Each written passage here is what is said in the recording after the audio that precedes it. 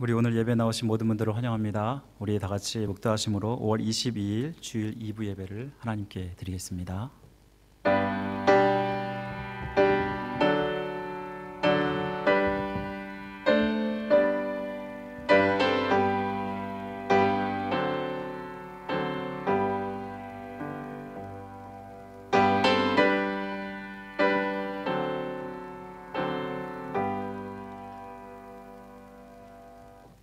하나님은 영이시니 예배하는 자가 신령과 진정으로 예배할지니라.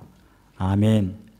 우리의 찬양과 영광을 받으시 합당하신 존귀하신 하나님 아버지, 이렇게 한 주간 살게 하시고 주님의 은혜를 사모하며 주 앞에 나와 예배하게 하심을 감사드립니다. 이 시간 성령께서 역사하시고 우리의 마음을 터치하여 주옵소서. 주님을 온전히 바라보며 은혜 받는 시간 될 수 있도록 도와주옵소서. 예배의 시간을 주님께 터뜨리고 맡기오며 우리를 죄에서 구원하신 예수 그리스도의 이름으로 간절히 기도드립니다. 아멘. 사도신경으로 우리의 신앙을 고백드리겠습니다.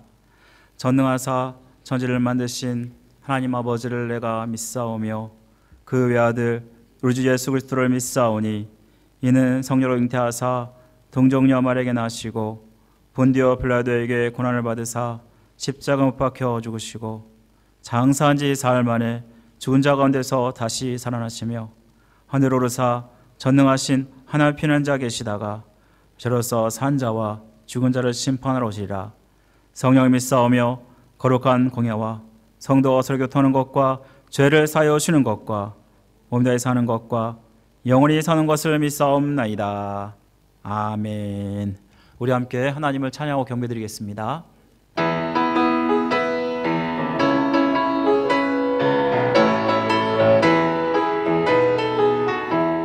목마른 내 영혼 주가 이미 허락한 그 귀한 영생수 주여 갈망합니다. 그 약속 따라서 힘써 간구하오니 오 주여 내 기도 어서 들어주소서.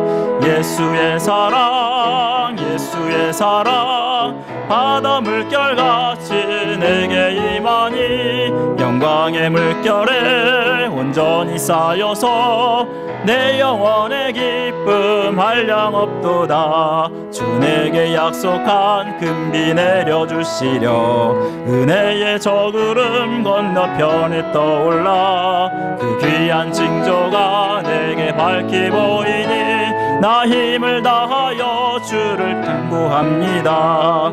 예수의 사랑 예수의 사랑 바다 물결같이 내게 임하니 영광의 물결에 온전히 쌓여서 내 영혼의 기쁨 한량없도다. 은혜의 소낙비 지금 흡족히 내려 구원의 큰 강물 흘러차고 넘쳐서 내 주한 모든 죄 모두 씻어버리니 나 지금 은혜를 충만하게 받았네. 예수의 사랑 예수의 사랑 바다 물결같이 내게 임하니 영광의 물결에 온전히 쌓여서 내 영혼의 기쁨 한량없도다. 그 차고 넘치는 주의 은혜의 물결 힘차게 밀려와 내게 만족합니다.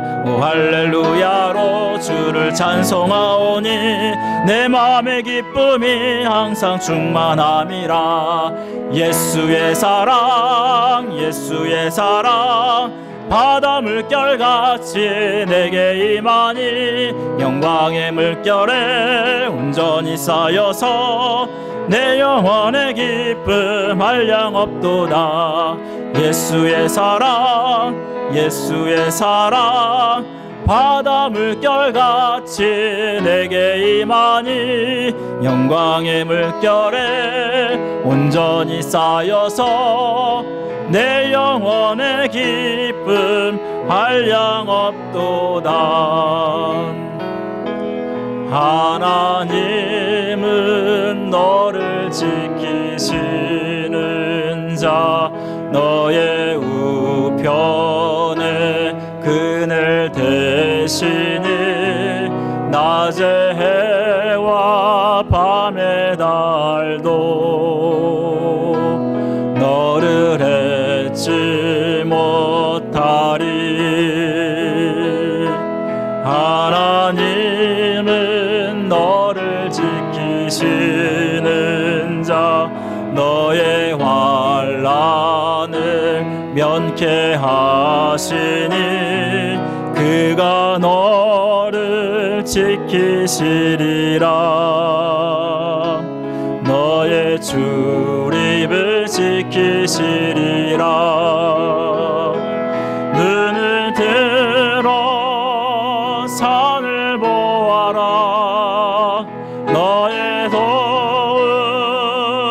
어디서 오나. 천지 지으신 너를 만드신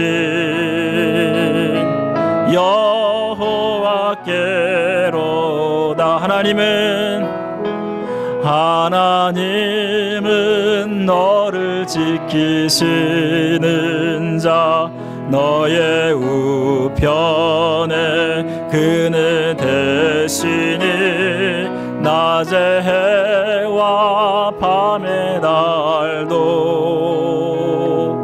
너를 잊지 못하리. 하나님은 너를 지키시는 자, 너의 환난을 면케하시니 너를 지키시리라. 너의 출입을 지키시리라. 눈을 산을 보아라. 너의 도움 어디서 오나. 천지 지으신 너를 만드신 여호와께로. 눈을 들어 산을 보아라. 너의 도움 어디서 오나. 천지 지으신 너를 만드신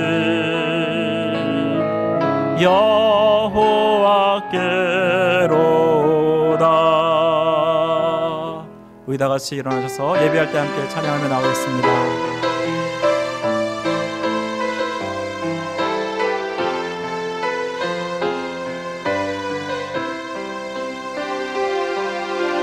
주님의 피로 나를 덮으사 내 마음을 기경하소서.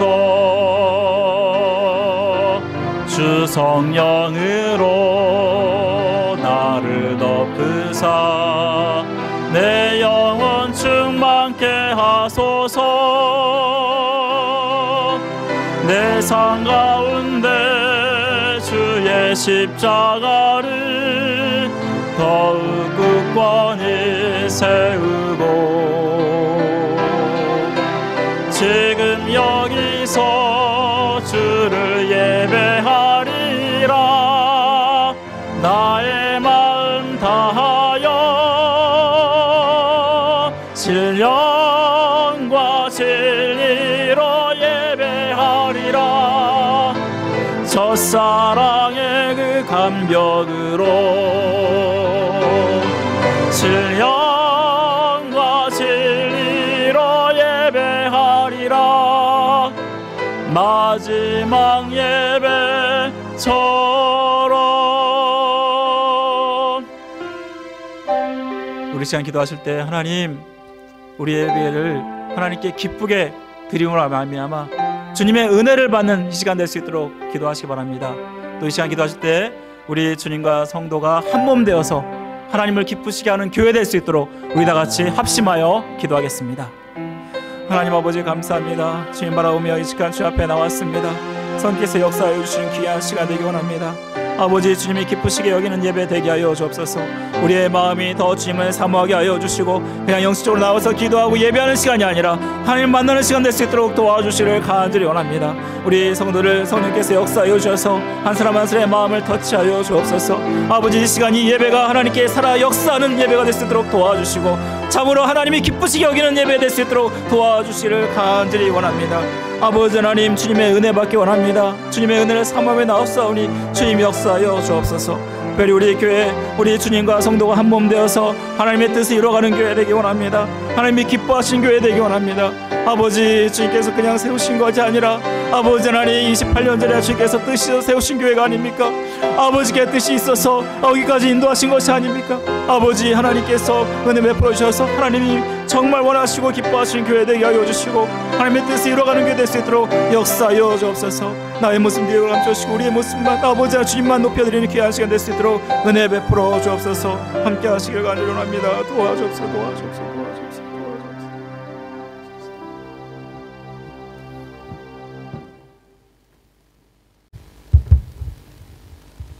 기도드리겠습니다.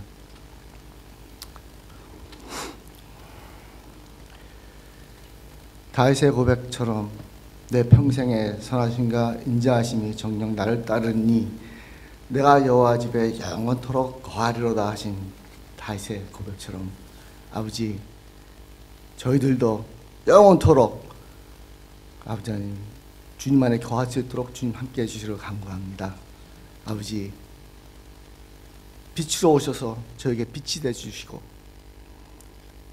저의 삶을 이끌어 주시고 함께해 주신 주님께 감사드립니다.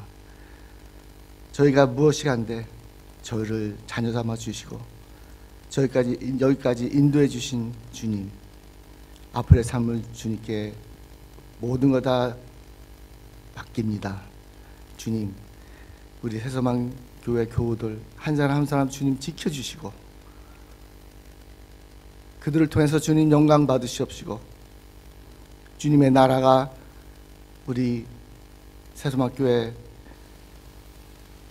교우들 한 사람 한 사람의 앞에 임할 수 있도록 주님 함께해 주시기를 간구합니다. 저희는 나약합니다. 저희는 부족합니다. 하지만 주님이 저희를 이끌어 주시고 주님이 저희와 함께해 주셔서 하늘나라의 소망을 두고 저희가 나아갈 수 있도록 주님 도와주시옵소서. 항상 저희 가정들을 주님이 지켜주시고 은혜를 덧입혀 주셔서 아버지 하나님 우리 새소망교회 모든 식구 가정마다 주님의 축복이 넘쳐나기를 간구합니다. 주님, 지나간 한 주 동안도 주님 안에 거하시도록 함께해 주심을 감사합니다. 아버지 하나님, 알고 지은 죄, 모르게 지은 죄 다 주님 용서해 주시옵시고 아버지 하나님, 주님만을 바라보며 저희가 나아갈 수 있도록 주님 도와주시옵소서. 아버지 하나님, 주님 사랑의 뜻으로 저희가 하나가 될 수 있도록 주님 도와주셔서 천국을 소망하며 주님께 나아갈 수 있도록 주님 도와주시옵소서. 아버지, 오늘도 말씀을 들고 강단에 서신 우리 임신호 목사님을 주님 기억해 주시고 그의 말씀을 통해서 그의 말씀이 선포될 때 아버지 하나님 저희 마음판에 새겨질 수 있도록 주님 도와주시옵시고 그 말씀 붙들고 한 줄도 승리할 수 있도록 주님 함께해 주시기를 간구합니다. 아버지, 우리 목사님 가정 또한 아버지 하나님 지켜주시고 두 자녀들 주 안에서 아버지 하나님 정말 잘 자랄 수 있도록 주님이 친히 인도해 주시기를 간구합니다. 아버지, 또한 아버지 하나님 우리 새소망교회 나이 드신 어르신들, 몸이 불편하신 어르신들 계십니다. 주님 기억해 주시고 주님 함께해 주셔서 하늘의 소망을 두고 아버지 하나님 기도할 수 있는 아버지 하나님 우리 나이 드신 어른들이 될 수 있도록 주님 도와주시옵소서. 아버지, 알고 모르게 여러 곳에서 봉사하시는 교우들 주님 기억해 주시옵시고 주님 함께해 주시옵소서. 또 이 시간에 아버지 하나님 온 세계에서 주님의 말씀을 들고 아버지 하나님 선교하는 선교사님들 한 사람 한 사람 기억해 주시옵시고 특별히 우리 저희 교회가 돕는 선교사님들 특별히 기억해 주셔서 그들의 수고가 헛되지 않게끔 도와주십시고 많은 영혼들이 그곳에서 주님한테 돌아올 수 있도록 주님 도와주시옵소서. 지금은 첫 시간입니다. 마친 시간까지 주님 홀로 영광 받으시기를 간구하며 사람 맞은 예수님 받들어 간절히 기도드립니다. 아멘.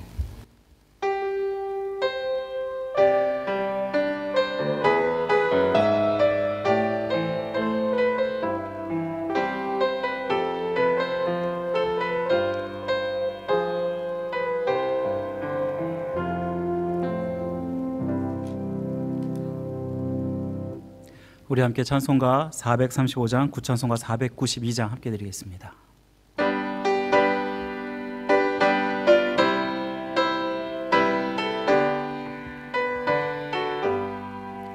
나의 영원하신 기업 생명보다 귀하다. 나의 갈 길 다가도록 나와 동행하소서. 주께로 가까이 주께로 가오니 나의 갈 길 다가도록 나와 동행하소서. 세상 부귀 아니람과 모든 명예 버리고 험한 길을 가는 동안 나와 동행하소서. 주께로 가까이 주께로 가오니 나의 갈 길 다가도록 나와 동행하소서. 어두운 골짝 지나가며 험한 바다 건너서 천국문에 이르도록 나와 동행하소서.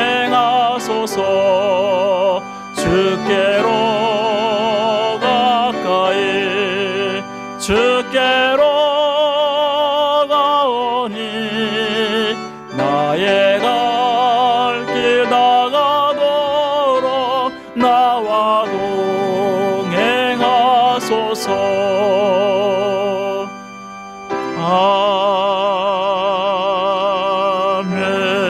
아멘.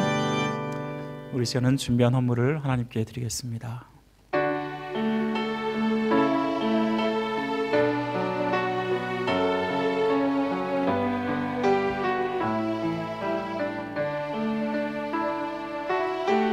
내게 있는 양육과 주께 가져와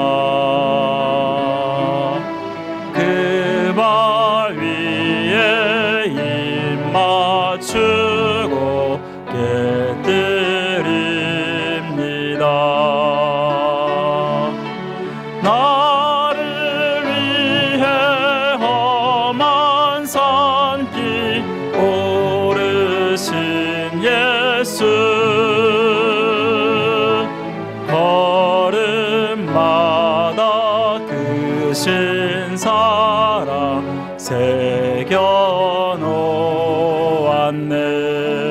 새겨놓았네. 우리의 생사복을 주관하시며 다스리신 하나님 아버지, 오늘도 주님 앞에 나와 하나님께 영광 돌리며 예배드리게 하심을 감사드립니다. 우리 예배를 기쁘게 받아주시고 이 시간 우리의 마음과 우리의 물질을 주님 앞에 올려드리오니 주님 홀로 연락하여 주옵소서. 아버지 하나님께서 한 주간 지켜주신 그 은혜가 얼마나 큰지 모릅니다. 하나님, 나 같은 자를 구원하시고 아버지 주님의 생명의 피로 말미암아 우리가 아버지 천국을 바라보게 하신 줄 믿습니다. 아버지 하나님이 얼마나 큰 은혜를 허락하셨는지 정말 평생을 갚아도 갚을 수 없는 그 은혜를 받았음에 감사를 드립니다. 아버지 하나님, 그 은혜에 항상 감사하며 우리가 사는 자가 될 수 있도록 도와주옵소서. 날마다 하나님과 동행하는 삶을 살아가는 우리 성도들 되게 하여 주옵소서. 세상이 점점 변하고 많은 사람들이 신앙을 이탈하는 일들이 일어나고 있습니다. 이러한 가운데도 우리의 믿음 잘 지켜갈 수 있도록 도와주시고, 아버지 하나님, 정말 그러한 간절한 소원으로 우리의 물질과 우리의 마음을 올려드리오니 주님 역사하여 주옵소서.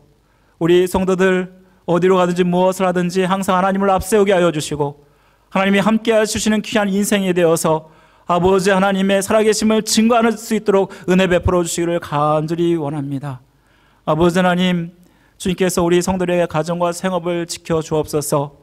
없어서 못한 일이 없게 하여 주시고 항상 채우시고 공급하여 주셔서 아버지 하나님께 더 드리게 부족함없는 우리의 모습 될 수 있도록 도와주시기를 간절히 원합니다. 무엇보다 영육간을 강건하게 하여 주시고 우리에게 맡겨진 귀한 사명을 주님의 은혜 가운데 감당함으로 말미암아 아버지 하나님을 기쁘시게 하는 삶이 될 수 있도록 은혜 베풀어 주옵소서. 아버지 하나님, 우리 성도들의 땀이와 피와 눈물이 오니 주님 기쁘게 받아주시고, 아버지 하나님, 이 헌물이 쓰여진 것마다 하나님의 영광이 나타날 수 있도록 도와주시며 하나님의 나라가 확장되게 하여 주시고 많은 영혼들이 주께로 돌아오는 역사가 나타날 수 있도록 은혜 베풀어 주옵소서. 이제 하나님, 우리의 귀한 마음을 열어 주옵소서. 하나님 말씀을 듣게 하여 주시고 깨닫게 하여 주시며 그 은혜로 또한 한 주를 살아갈 수 있도록 도와주옵소서. 모든 것 주님께 터뜨리고 맡기오며 우리를 죄에서 구원하신 예수 그리스도의 이름으로 간절히 기도드립니다. 아멘. 우리 오늘 교회에 나오신 모든 분들을 환영합니다. 우리 좌우 앞뒤로 이렇게 인사하겠습니다. 좋은 날입니다. 잘 오셨습니다. 잘 오셨습니다. 네, 반갑습니다. 자, 우리 임직자 선출을 위한 공동회가 6월 첫째 주에 있을 예정입니다. 우리 이번에 우리 장로 권사 집사님, 안수 집사님 뽑게 되는데 하나님이 기뻐하시는 직분자가 세워질 수 있도록 기도를 부탁드리겠습니다. 또 우리 수요예배는 매주 수요일 우리 저녁 8시 현장 예배 라이브로 예배를 드리고 있습니다. 우리 예배는 성도의 의무입니다. 우리 모든 성도들 현장 예배든 온라인 예배든 꼭 참석해 주시면 감사하겠습니다. 우리 오늘은 또 한 달에 한 번씩 점심교제를 나누는데 오늘이 바로 점심교제를 나누는 주일입니다. 우리 주일 예배 직후에 친교실로 가셔서 점심 식사하시면서 성도들과 아름다운 교제를 나누시기 바랍니다. 또 우리 점심 식사 후에는 목장 모임이 있습니다. 우리 주보에 첨부된 어떤 열매를 맺고 있습니까? 라는 공과와 성경과 찬송을 가지시고 목장 모임에 참석해 주시면 감사하겠습니다. 특별히 오늘은 목장 모임 관련돼서 목장 배치표가 안에 들어있으니까 이거 참조하셔서 참석해 주시면 감사하겠습니다. D성경대학 네 번째 시간 5월 24일 화요일이 있습니다. 우리 오후 8시에 있습니다. 우리 수강생들은 잘 예습해 주시고 꼭 참석해 주시면 감사하겠습니다. 그 외 모든 사항은 주보를 참조해 주시면 감사하겠습니다. 우리 항상 외우는 암송구절, 우리 오늘 이제 우리 함께 잠언 22장 6절 말씀 두 번 외워보도록 하겠습니다. 다 같이 읽겠습니다. 시작. 마땅히 행할 길을 아이에게 가르치라. 그리하면 늙어도 그것을 떠나지 아니하리라. 잠언 22장 6절 말씀. 마땅히 행할 길을 아이에게 가르치라. 그리하면 늙어도 그것을 떠나지 아니하리라. 잠언 22장 6절 말씀. 아멘. 우리 이 시간 함께 본 하나님 말씀은 창세기 2장 18절부터 25절까지 말씀입니다. 제가 가지고 있는 성경으로 구약 성경 3면에 있습니다. 창세기 2장 18절부터 25절까지 말씀 한 절씩 읽고 마지막 절을 함께 합독하도록 하겠습니다.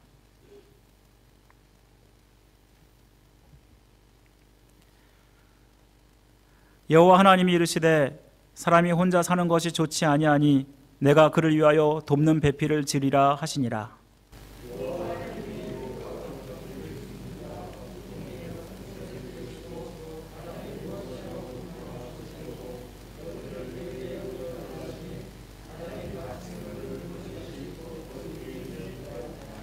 아담이 모든 가축과 공중의 새와 들의 모든 짐승에게 이름을 주니라. 아담이 돕는 배필이 없으므로.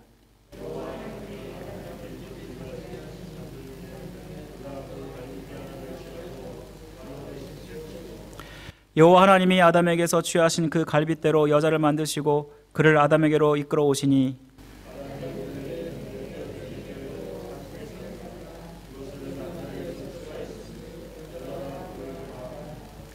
이러므로 남자가 부모를 떠나 그의 아내와 합하여 둘이 한 몸을 이룰지니라. 아담과 그의 아내 두 사람이 벌거벗었으나 부끄러워하지 아니하니라. 아멘. 자, 우리 어제는 또 어떤 특별한 날이었는데 여러분 어제가 무슨 날인지 아십니까? 네, 5월 21일이었잖아요. 한국에서는 5월 21일을 부부의 날로 법정 기념일로 지킨다고 합니다. 왜 5월 20일이 부부의 날일까? 그 의미가 있더라고요. 21이라는 게 둘이 하나가 된다는 뜻이잖아요. 그래서 5월 21일을 부부의 날로 지킨다고 합니다. 그래서 오늘은 하나님이 세우시는 가정이라는 제목으로 우리 가정의 핵심인 부부와 관계에 대해서 우리 함께 하나님 말씀을 나누기 원합니다.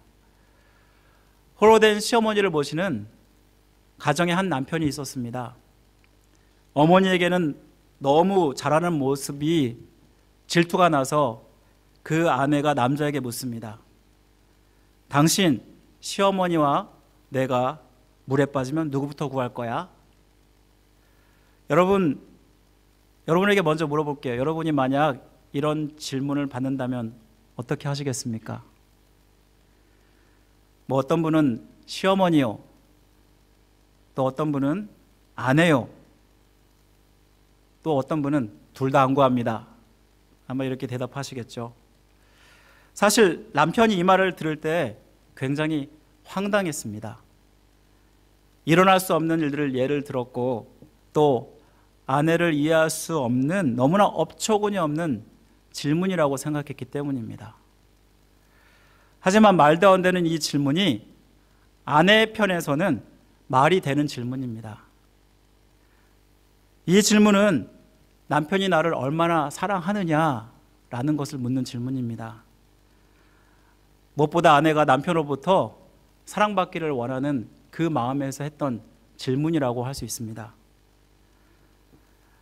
남자가 결혼 전과 결혼 후가 전혀 다르다고 합니다. 갓 결혼한 남자가 한 친구를 만났습니다. 친구들을 만났는데 남자왈 참 결혼이라는 것으로 나의 인생관이 이렇게 달라질 줄 몰랐어. 그러자 친구들이 물어봅니다. 대체 왜 그러는데? 뭐 때문에 그러는데? 그러자 남자가 말하기를 결혼 전에는 이 세상 모든 여자들이 다 좋았는데 근데 지금은 지금은 한 명 줄었어.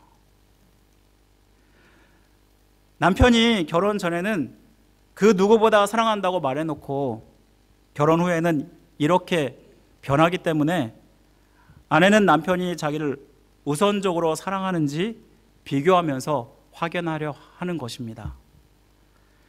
아내가 비교하는 대상은 여기서는 시어머니를 들었지만 어쩌면 이 대상이 자식이 될 수도 있고 또 어쩌면 이것이 게임이 될 수도 있고 혹은 심지어는 일이 될 수도 있습니다. 남편이 사랑하는 그 모든 것이 바로 아내의 비교 대상이 될 수 있다는 것입니다. 이런 남녀가 결혼하여 온전한 부부관계를 만들어가는 것이 얼마나 중요한지를 우리에게 말씀해 주는 것입니다. 부부관계가 무너지면 가정이 무너집니다. 또 가정이 무너지면 교회가 무너집니다. 그리고 교회가 무너지면 나라가 무너집니다. 그만큼 중요한 게 그 시작이 부부관계라고 할 수 있습니다. 그렇다면 온전한 부부관계를 이루기 위해서 어떻게 해야 될까? 그리고 이것이 우리에게 신앙적으로 무엇을 교훈할까? 오늘 말씀을 통해 살펴보길 원합니다. 오늘 본문은 이렇게 시작합니다. 2장 18절 말씀 보니까 여호와 하나님이 이르시되 사람이 혼자 사는 것이 좋지 아니하니 내가 그를 위하여 돕는 배필을 지으리라. 대초에 하나님이 천지를 6일 동안 창조하셨죠. 그리고 마지막 날 창조한 것은 무엇이었습니까? 바로 인간이었습니다. 그런데 인간의 창조는 단순한 창조가 아니라 바로 가정의 창조였다라는 것입니다. 하나님께서 인간을 창조하실 때 남자와 여자를 만드셔서 가정을 이루게 하셨기 때문입니다. 그래서 인류의 역사는 가정에서 시작되었다라고 해도 과언이 아니고요. 그리고 가정은 남녀가 우연히 만나서 이루는 것이 아니라 바로 하나님이 세우시는 것이라는 걸 말씀해 줍니다. 통계청에 따르면 우리나라 인구가 2017년을 기준으로 했을 때 5,100만 명이었는데요. 50년이 지나면 그보다 거의 1,500만 명이 줄어든다고 합니다. 그러니까 약 3,700만 명 정도가 된다고 합니다. 100년 후에는 참 놀랍게도 우리나라 인구가 1,500만 명 정도가 된다고 합니다. 지금부터 인구가 약 70% 줄어든다는 통계입니다. 이러한 급속한 인구 감소의 원인이 무엇인지 여러분 아십니까? 바로 우리의 결혼관, 가정관이 바뀌었기 때문입니다. 이전에는 결혼을 필수로 생각했습니다. 그런데 지금은 결혼을 선택이라고 생각합니다. 요즘은 그리고 나홀로 사는 가족이 많다고 합니다. 가족 없이 혼자 사는 사람이 급속도로 증가하고 있고 이것이 자연스러운 현상이 되어가고 있습니다. 결혼보다는 내 삶을 택하는 20대, 30대 젊은이들이 늘어가고 있고 가부장적인 가정제도가 싫어서 결혼을 안 하는 사람이 있는가 하면 극심한 취업 경쟁 그리고 결혼 정년기를 그러다가 놓친 사람들로 인해서 또 결혼을 안 한 사람도 있고 심지어는 모든 것이 다 귀찮아 그렇게 생각하고 결혼을 안 하는 사람들이 생겨나고 있다고 합니다. 이러한 상황 속에서 믿는 사람이 가져야 될 인식은 가정은 하나님이 세우신 제도라는 인식입니다. 결혼은 남녀가 서로 사랑해서 만나서 만들어지는 것 같지만 하나님이 명령하신 제도라는 것입니다. 하나님은 자기를 대신해서 세상을 다스리게 할 인간을 만드시는데요. 그리고 사명을 주셨습니다. 생육하고 번성하라, 땅에 충만하라, 땅을 정복하라. 그렇게 해서 하나님이 세우신 그 제도가 바로 결혼이라는 제도입니다. 오늘 우리가 살펴보고 있는 본문은 인류 역사상 첫 번째 결혼식을 기록하고 있습니다. 이는 가정이 하나님이 주신 것으로 선택사항이 아니라 반드시 우리가 이루어야 할 필수 상황임을 말씀해 주고 있는 것입니다. 가정은 신성한 것이고 인간의 사명입니다. 믿지 않는 자든 믿는 자든 하나님이 기뻐하시는 건강한 가정을 세워가는 것이 인간의 도리라는 것입니다. 그렇다면 건강한 가정을 세우기 위해서 본문이 말하는 중요한 원리가 무엇일까요? 오늘 본문은 우리에게 두 가지 원리를 이야기하고 있습니다. 첫 번째는요, 남편과 아내는 동등한 관계라는 것입니다. 오늘 본문 18절을 보면은 하나님이 창조하신 것 중에서 우리가 모두 다 좋다라고 알고 있는데 오늘 말씀에는 좋지 않다라는 말이 나오고 있습니다. 여기 보시면 사람이 혼자 사는 것이 좋지 않다라는 말이 나오는데요. 이 좋지 않다라는 말은요, 좋다라는 토부라는 선하다라는 뜻을 가진 단어와 로 아니다라는 부정어가 섞여서 선하지 않다라는 뜻을 가지고 있습니다. 이 뜻은 나쁘다는 악을 의미하는 것이 아니라 이상적이지 않다라는 뜻을 가지고 있습니다. 하나님이 세상을 만드실 때 6일 동안 세상을 만드셨습니다. 그리고 항상 만드신 후에는 좋았더라라고 우리 기록하고 있지 않아요? 그리고 6일째 되는 날 사람을 만드신 후에는 아주 좋았더라라는 말씀이 기록되어 있습니다. 그런데 이 말씀은 어디에 기록됐냐면 1장 27절에 기록되어 있는 것을 우리가 보게 됩니다. 이 1장 27절을 우리가 가만히 보면요, 여기에는 남자와 여자를 만드셨을 때 가장 좋았더라라고 말씀하고 있습니다. 그런데 하나님께서 남자와 여자를 함께 만드신 것이 아니라 2장 18절 오늘 말씀 보니까 남자를 먼저 만드시고 나중에 여자를 만드셨다는 것을 보여주고 있다는 것입니다. 1장 27절은 그래서 2장 18절보다 후에 있었던 말씀임을 우리가 알 수 있습니다. 여기서 여자의 역할이 무엇입니까? 바로 돕는 배필이었습니다. 이 돕는 배필을 여러분 말을 들었을 때 어떤 생각이 드나요? 마치 남자가 필요해서 만든 그러한 종속적인 그러한 관계처럼 느껴집니다. 그래서 이 표현이 성별로 차별하고 남성 우월주의를 얘기한다 오해하는 사람들이 있습니다. 하지만 우리가 돕다라는 이 에제르라는 그 원어를 보면요, 우리가 생각과는 전혀 다른 뜻을 가지고 있다는 사실을 여러분 기억하셔야 됩니다. 이를 풀기 위해서는 우리가 문맥적인 관계를 먼저 살펴볼 필요가 있는데요. 여러분, 오늘 2장 18절에 남자가 혼자 있는 것이 보기 좋지 못해서 돕는 배필을 만들리라 하나님이 선언하시잖아요. 그리고 나서 어떤 내용이 나오나요? 아담이 동물들의 이름을 짓는 장면이 나옵니다. 왜 갑자기 하나님이 돕는 배필을 만들라고 놓고 왜 갑자기 이름을 짓는 장면이 나올까요? 아담이 각 동물을 지을 때 그 동물을 부르는 이름대로 모두가 동물의 이름이 됩니다. 사자, 기린, 코끼리, 호랑이, 독수리, 이 동물들의 속성을 가장 그 특성을 잘 살려서 지혜롭게 이 이름을 짓고 있는데요. 왜 하나님이 이렇게 동물들의 이름을 짓게 하셨을까요? 바로 그것은 아담이 동물들의 이름을 지으면서 동물들이 모두 암수 짝으로 지어져 있는 것을 보게 하셨습니다.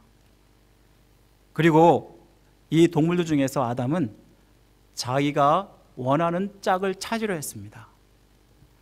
오늘 20절 말씀에 짐승들의 이름을 모두 지은 후에 아담이 돕는 배필이 없으므로라고 말씀하고 있습니다. 이 말씀은 아담이 이름을 열심히 지으면서 돕는 배필을 찾았다라는 의미를 가지고 있습니다. 여기 없으므로라는 말은요, 원어로 보면은 발견하다라는 뜻을 가지고 있습니다. 다시 말하면 이 아담이 동물 중에 찾았지만 이 아담과 비슷한 가치가 있고 또 그 격이 있는 인간과 같은 동물들을 찾지 못했다라는 것입니다. 하나님께서는 아담에게 이렇게 자기의 짝을 찾게 하심으로 말미암아 짝의 필요성을 알게 하셨습니다. 그래서 아담에게 짝이 필요하다는 것을 알게 하신 후에 하나님은 여자를 만드신 것입니다. 여기서 여자는 돕는 배필이라고 해서 영어로는 헬퍼라고 쓰여져 있습니다. 이 말이 구약에서는 20번이나 나오는데요. 이 단어가 주로 하나님의 속성과 관련된 단어입니다. 여러분, 에벤에셀이라고 들어보셨나요? 에벤에셀. 사무엘상 7장을 보면은 사무엘이 이스라엘 백성들을 모두 모아놓고 미스바 성회를 엽니다. 하나님께 죄된 것을 다 회개하는 시간을 갖는데요. 그때 블레셋 군대들이 이 소식을 듣고 이 미스바 쪽으로 몰려들어서 포위하는 일이 있었습니다. 그때 이스라엘 백성들은 사무엘에게 우리가 정말 큰일 났다.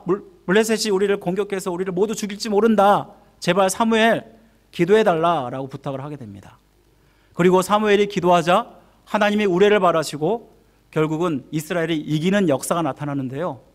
그때 미스바에 돌을 세우게 되는데 그 돌을 가리켜서 에벤에셀이라고 이름을 짓게 됩니다. 여기서 에벤에셀에서 에셀이라는 말이 바로 돕는, 여자에서 돕는과 같은 단어입니다. 에제르라는 그러한 말과 같은 뜻인데요. 에벤에셀은 하나님이 여기까지 우리를 도우셨다라는 뜻을 가지고 있습니다. 그런데 이 신약에서 보면 또한 성령을 뭐라고 그러냐면 보혜사라고 이야기합니다. 여기 보혜사란 말이 무슨 뜻인가요? 돕다라는 뜻을 가진 말입니다. 다시 말하면 에제르라는 단어입니다. 그럼 이런 모든 예들을 살펴보면 이 에제르라는 단어는 하나님과 관련된 단어구나라는 것을 알 수 있습니다.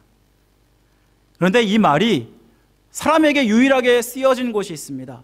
바로 오늘 말씀에 돕는 배필, 여자를 가리킬 때 쓰여졌다라는 것입니다.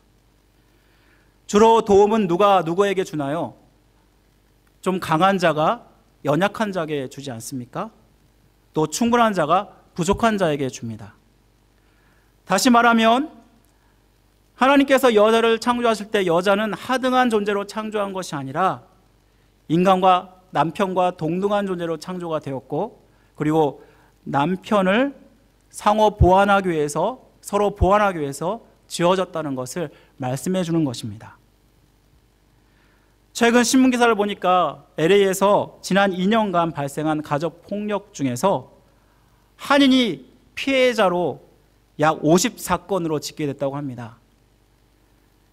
한인 가정상담소에서는 가정폭력 통합 서비스를 운영하고 있는데, 그 서비스에 2020년에는 153명, 2021년에는 193명이 참여했는데 그 중에 98%가 한인이라고 합니다. 이것은 무엇을 얘기하냐면, 드러난 경우가 54건이지만 드러나지 않는 폭력 사건이, 가정폭력 사건이 이보다 더 많은 것을 보여준다는 것입니다. 이렇게 한인 가운데 가정폭력이 많이 일어나는 이유가 무엇일까요? 바로 그것은 문화적 요인이 크다라고 합니다. 가부장적인 제도를 섬기는 유교문화에서 자란 한인들이 남자가 여자보다 우월하다는 의식 가운데 가정폭력을 행한다라는 것입니다. 하지만 남자나 여자나 하나님의 형상으로 창조되었고 동등하고 존엄한 인격을 가지고 있다는 것입니다. 하나님께서 서로의 필요를 위해서 지어주신 짝입니다. 그리고 하나님 없이 살 수 없는 것처럼 아내 없이 살 수 없도록 하셨습니다. 내가 불완전합니다. 혼자라면 불완전한데 내 아내가 있으면 온전하게 됩니다. 마치 성령의 도우심같이 남성을 도와주기 위해서 동등한 존재로 창조된 존재가 바로 아내라는 것을 분명히 말씀해 줍니다. 따라서 이 말씀은 우리가 유교적인 가부장적인 어떤 권위의식에서 벗어나서 하나님 말씀을 따라서 자기 짝을 소중히 여기고 또 동등한 입장에서 상호 보완하는 그러한 모습들이 우리 가정 가운데 세워져야 함을 말씀해 주는 것입니다. 우리가 서로가 완벽하지 않습니다. 누구나 다 부족합니다. 아무리 완벽하게 보이는 사람도 부족한 게 분명히 있기 마련입니다. 이것을 보완하려고 하나님은 짝을 주신 것입니다.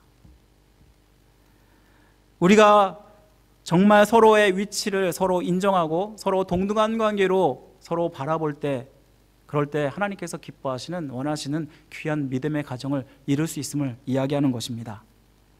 두 번째로 우리가 기억해야 되는 것은 뭐냐면요, 남편과 아내는 한 몸이라는 것입니다. 오늘 본문의 21절에서 25절 말씀은 하나님이 돕는 배필인 여자를 어떻게 창조하셨는지를 우리에게 보여줍니다. 하나님 먼저 아담을 깊이 잠들게 하십니다. 여기서 깊이 잠들다라는 말은요, 사역형입니다. 자기 스스로 잠을 잔 것이 아니라 하나님께서 잠들게 하셨다라는 것입니다. 그런데 이것은 단순한 잠이 아니었습니다. 이 단어가 쓰인 곳이, 혹시 요나가 다시스로 도망하는 장면 여러분 아십니까? 니네로 가야 되는데 다시스로 도망하면서 배에 타 있었습니다. 그런데 폭풍과 일어남에도 불구하고 깊이 잠들어서, 그래서 폭풍과 일어나는 줄도 몰랐습니다. 바로 그때 쓰인 단어가 오늘 말씀에 쓰인 단어와 똑같다고 합니다. 이것은 무엇을 얘기합니까? 아담이 잠들었을 때 하나님께서 실질적으로 외과 수술을 합니다. 여기서 옆구리에서 갈비뼈를 떼어내지 않습니까? 그렇게 떼어남에도 불구하고 고통을 느끼지 못할 만큼 깊은 잠을 자게 했다라는 말씀입니다. 이때 하나님이 아담의 갈비뼈를 취해서 여자를 만드시는데요, 왜 하나님은 흙이 아닌 남자의 갈비뼈를 취해서 아담에게 고통을 주면서까지 여자를 만드셨을까? 사실 흙으로 동물의 암수를 만드실 때와 이 모습은 굉장히 구별되는 것을 우리는 보게 됩니다. 이는 남자의 갈비뼈를 취해서 남자와 같은 형질을 갖게 하기 위해서입니다. 다시 말하면 남자와 여자는 하나라는 것입니다. 이는 하나님이 여자를 남자에게 데려갔을 때 아담의 반응에서 우리는 보게 됩니다. 이 아담이 하와가 자기에게 왔을 때 어떻게 반응합니까? 내 뼈 중에 뼈요, 살 중에 살이로다 라고 반응을 합니다. 그리고 여자가 남자의 분신이고 남자가 여자의 분신이라는 것을 이 말씀은 말해줍니다. 남자는 부모의 보호와 돌보심을 받다가 독립하여서 여자와 한 몸이 되게 됩니다. 그리고 가정을 이루면서 성인이 되는 것입니다. 남자와 여자가 한 몸 된다는 것은 타락 전 아담과 하와의 이상적인 모습으로 서로 뗄래야 뗄 수 없는 그런 관계라고 할 수 있고요. 서로 비밀이 없는 관계라고 말할 수 있습니다. 기독교 경영을 쓴 존 칼빈은 그래서 이런 말을 했습니다. 만약에 두 성이 다른 원천으로부터 나왔다면 이 둘은 서로 모욕을 했거나 시기했거나 투쟁을 했을 것이다. 그러나 하와가 아담의 몸 일부를 취한 이유는 그 자신의 한 부분을 보다 큰 자비심으로 끌어안을 수 있도록 하기 위함이다. 그러므로 그는 그의 갈비뼈 중에 하나를 잃은 대신에 훨씬 더 가치 있는 그러한 보상이 그에게 주어졌다. 그는 신실한 인생의 동반자를 얻은 것이다. 왜냐하면 이전에는 그가 불완전했는데 하와를 얻음으로 완전해졌다. 이렇게 이야기를 했습니다. 부부는 한 몸이기 때문에 에베소 5장 28절에 보면은 자기 자신을 사랑하는 것처럼 사랑하라라고 말씀합니다. 남자 여자가 만나서 한 몸이 된다는 것은 서로 모난 부분들을 맞춰가면서 서로 둥글게 만들어져서 완전한 하나가 되는 것입니다. 사실 여기 계신 모든 분들이 각자 자라온 환경이 다르고 성격이 다 다릅니다. 다른 남녀가 만나서 한 몸을 이루고 결혼 생활을 하는 것 항상 좋을 수만은 없습니다. 원하지 않는 모습도 있고 때로는 마음에 안 드는 모습도 있을 것입니다. 그래서 부부싸움도 할 수 있습니다. 부부싸움만 하면은 며칠씩 한마디도 하지 않은 한 부부가 있었습니다. 그날도 부부싸움을 대판하고 남편은 잠들기 전에 테이블 위에다가 쪽지 하나를 남겨두었습니다. 그 쪽지에는 내일 아침 6시에 꼭 깨워줘 라는 그러한 것이 쓰여져 있었습니다. 다음날 아침 남편이 일어나 시계를 보니까 막 9시가 지나고 있는 것이었습니다. 그래서 화가 난 남편은 아내에게 말합니다.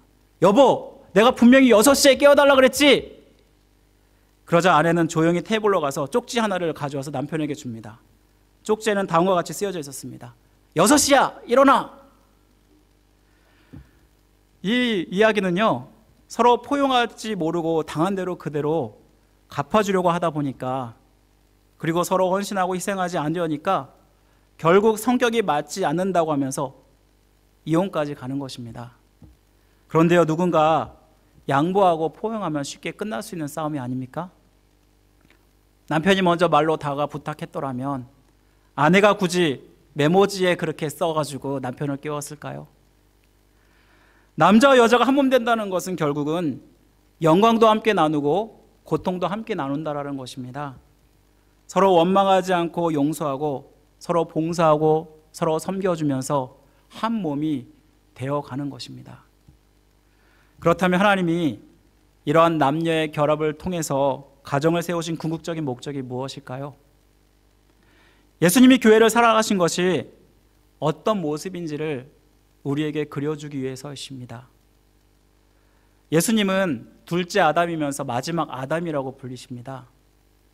하나님이 아담을 깊이 잠들게 하신 모습은 바로 예수님의 죽음을 예표하는 것입니다.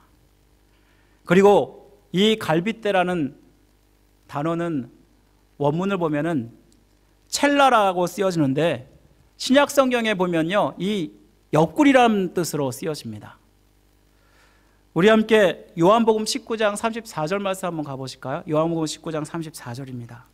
제가 가지고 있는 성경으로 신약 성경 182면에 있습니다. 요한복음 19장 34절 다 같이 읽겠습니다. 시작. 그중 한 군인이 창으로 옆구리를 찌르니 곧 피와 물이 나오더라. 요한복음 20장 20절을 또 가겠습니다. 요한복음 20장 20절 다 같이 읽겠습니다. 시작. 이 말씀을 하시고 손과 옆구리를 보이시니 제자들이 주를 보고 기뻐하더라. 또 요한복음 20장 25절을 가겠습니다. 마지막 절인데요, 우리 함께 읽겠습니다. 시작. 다른 제자들이 그에게 이르되 우리가 주를 보았노라 하니 도마가 이르되 내가 그의 손에 못자국을 보며 내 손가락을 그 못자국에 넣으며 내 손을 그 옆구리에 넣어보지 않고는 믿지 아니하겠노라 하니라. 아멘. 이 말씀, 우리가 방금 읽은 이 세 구절을 보면요, 이 옆구리는 예수님의 옆구리를 가리키는 것입니다. 옆구리는 그분의 십자가의 죽음과 희생을 표시하고 있습니다. 예수님 십자가에 죽으셨을 때 옆구리를 창으로 찔리게 되는데 그때 물과 피를 쏟으셨다고 말씀하고 있습니다. 이는 첫 번째 아담의 죄를 사하기 위해서 주님이 흘리신 피라고 말할 수 있습니다. 그리고 앞으로 믿는 자들이 죄를 주님의 보혈로 씻음 받게 된다라는 상징을 이야기합니다. 다시 말하면 옆구리는 결국은 교회를 상징한다고 할 수 있습니다. 부부관계가 바로 예수님과 교회의 관계라고 할 수 있습니다. 이에 대해서 잘 보여주는 구절이 또 있는데요, 우리 이번에 한 번 더 찾겠습니다. 에베소서 5장 22절에서 32절입니다. 제가 가지고 있는 성경으로 315면입니다. 에베소서 5장 22절에서 23절, 33절까지인데요. 한번 읽어볼까요? 22절, 23절 먼저 읽어보겠습니다. 시작. 아내들이여 각기 남편에게 복종하기를 주께 하듯 하라. 이는 남편이 아내의 머리됨이 그리스도께서 교회의 머리됨과 같음이니 그가 바로 몸의 구주시니라. 그래서 쭉 보시면 아내와 남편의 관계를 말씀하고 있는 것을 우리가 보게 됩니다. 그런데 32절 말씀을 한번 읽어보시기 바랍니다. 32절 말씀입니다. 이 말씀이 중요한데 우리 함께 다 같이 읽겠습니다. 시작. 이 비밀이 크도다. 나는 그리스도와 교회에 대하여 말하노라. 분명 이 말씀에서는 부부 관계에 대해서 말씀하고 있었는데요, 오늘 32절 말씀을 보니까 이 비밀이 크도다. 나는 그리스도와 교회에 대해서 말한다고 말씀하고 있습니다. 이 말씀은 부부 관계를 통해서 그리스도와 교회의 관계를 볼 수 있다는 것을 우리에게 말씀해 줍니다. 부부 관계의 모델로 그리스도와 교회의 관계를 본보기로 삼으라는 것을 우리에게 교훈해 주는 것입니다. 부부가 먼저 예수님과 한몸 되지 못하면 결국은 부부끼리 한몸을 이룰 수 없음을 이야기하는 것입니다.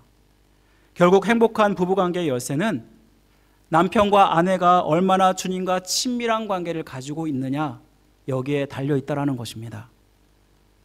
제가 생명의 삶에 나오는 어떤 이야기를 보았습니다. 이런 이야기였는데요, 최 집사님의 남편이 허리가 아픈 아내와 초등학생 두 아이를 남기고 잠적을 했습니다. 알고 보니까 이 남편은 이 최 집사의 명의까지 도용해서 억대의 빚을 졌고 최 집사는 하루아침에 신용 불량자가 되었습니다. 이혼 소송밖에는 답이 없다고 생각하면서 분노하면서 정말 억울해했는데 예배 가운데 하나님 말씀에 귀 기울여 보라는 목사님의 권유를 받았습니다. 최 집사님은 공동체에서 자신의 상황을 나누고 함께 기도했습니다. 그러면서 원술은 자신을 속인 남편이 아니라 바로 죽어도 남편에게 자기의 돈과 자기의 시간과 자기의 정성을 쏟지 않은 자기 자신의 악한 마음을 보게 하셨습니다. 남편이 묻지도 따지도 않고 그저 돈만 갖다 주기를 원했지, 그러한 모습, 정말 자기는 회개하지 않는 원악한 모습을 이 최 집사님은 회개하게 됩니다. 그리고 이제는 돈이 없으면 없는 대로 살고 하나님께 순종하겠다고 기도가 나옵니다. 이혼 소송을 하려고 했다가 취하게 되었고 빚을 갚기 위해서 건강을 회복시켜달라고 간절히 기도했습니다. 힘들어도 가정을 지키겠다는 그러한 결단을 하게 하였더니 동서가 복음을 받아들이게 됐고, 그리고 시댁에서 남편의 빚을 갚아주겠다는 연락이 오게 되었다고 합니다. 그 최 집사님은 9개월 만에 다시 간호사로 복직할 수 있었고 자신이 겪은 고난을 이야기하면서 친구들에게, 이웃들에게 전도를 했다고 합니다. 사랑하는 성도 여러분, 바로 나와 남편의 관계는 결국 주님과의 관계가 기초가 될 때 한 몸 되는 것입니다. 여러분은 주님과 얼마나 친밀하십니까? 주님이 생명을 다해서 우리를 섬겨주신 것처럼 여러분은 정말 생명을 다해서 주님을 사랑하십니까? 만약 신앙의 관계가 온전해질 때 결국은 우리의 부부의 관계가 온전해지고 또 이 부부의 관계가 온전해지면 건강한 가정이 됩니다.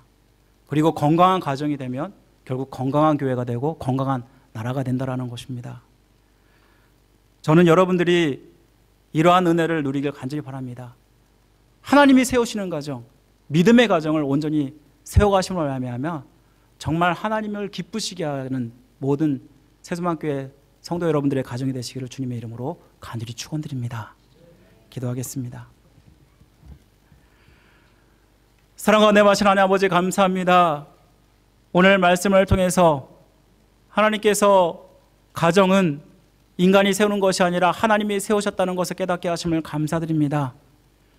아버지 하나님, 이 가정을 통해서 하나님은 먼저 주님과 친밀한 관계를 갖기를 원하신다는 것을 깨닫습니다. 아버지, 내가 얼마나 하나님과 친밀한지를 항상 생각하게 하시고 주님이 나를 사랑하셨던 것처럼 나도 주님을 생명을 다해 사랑함으로 말미암아 온전한 부부관계가 되게 하시고 또 온전한 가정이 되게 하시고 온전한 교회가 되게 하여 주옵소서. 우리 성도들 이 말씀을 기억하게 하시고 또 한 주간도 살아갈 때에 정말 믿음으로 승리할 수 있도록 도와주옵소서. 모든 것 주님께 맡겨드리며 우리를 죄에서 구원하신 예수 그리스도의 이름으로 간절히 기도드립니다. 아멘. 우리 다 같이 일어나셔서 함께 찬송가 555장 함께 드리고 축도로 예배를 마치겠습니다.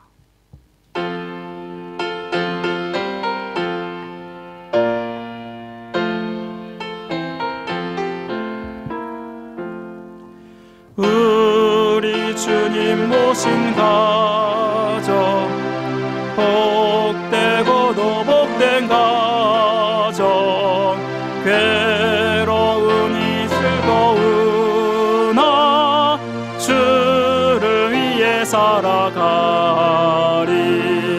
온 식구가 모여 앉아 즐겁게 찬송하니 지금까지 지내온 것 주의 크신 은혜로다. 주의 자녀 모여 앉아 주께 기도드리오니 가족들의 건강함과 회복함을 주옵소서. 슬플 때의 위로함과 괴로울 때 평안함을 험한 세상 살아갈 때 환난에서 구하소서. 주를 사모하는 가정 변치 않게 하시옵고 은혜 넘쳐나게 하옵소서. 사시사철 주의 사랑 강물같이 흘러넘쳐 따뜻하고 평화로운 보금자리 주옵소서. 지금은 우리를 죄에서 구원하신 예수 그리스도의 은혜와 하나님의 극진하신 사랑하심과 성령님의 감화교통 역사하심이 아담과 하와를 통해서 하나님이 세우시는 가정을 세우기를 원하시며 또 이를 통해서 주님과 우리의 관계가 회복되기를 원하시는 그 하나님의 마음을 따라서 더 주님이 우리를 사랑한 것처럼 우리도 주님을 더 사랑하기로 결단하는, 또 가정을 더 온전히 회복하기로 결단하는 모든 성들의 머리 위에, 가정 위에, 생업 위에 지금부터 영원토록 함께 하시기를 간절히 축원하옵나이다. 아멘.